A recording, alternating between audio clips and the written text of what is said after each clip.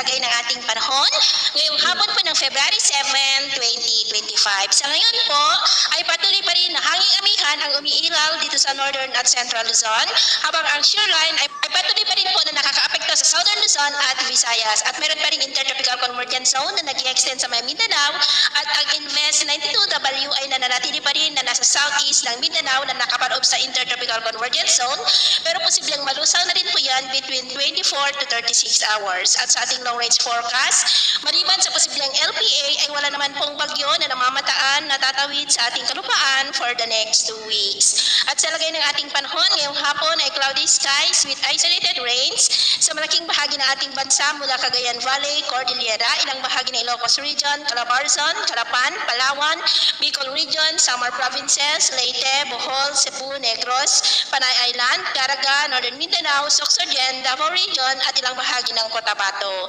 At mamayang gabi, posible pa rin ang mga isolated rains sa Cagayan, ilang bahagi ng Isabela, Apayao, Mountain Province, Bataan, Metro Manila, Calabarzon, Bicol Region, Calapan, Palawan, Aklan, Capiz, Negros, Cebu, Bohol, Leyte, Samar Provinces, Zamboanga Peninsula, Northern Mindanao, Caraga at Davao Region. Kaya mag-ingat pa rin tayo dahil posible pa rin ang mga banta po ng mga pagbaha at pagguho ng lupa, lalo na sa mga lugar na ilang araw na rin po na inuulan, dulot ng amihan at shoreline. Atin naman pong mabaybayin,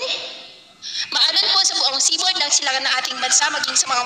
po sa mga baybay ng extreme Northern Luzon. Nang mga alon yan ay posible po na aabot hanggang sa 2.5 to 4 meters height. Kaya hanggat maaari po, iwasan na muna natin ang papalaot dyan sa mga may kulay pula para po mas makaiwas sa mga sakunang pangkaragatan.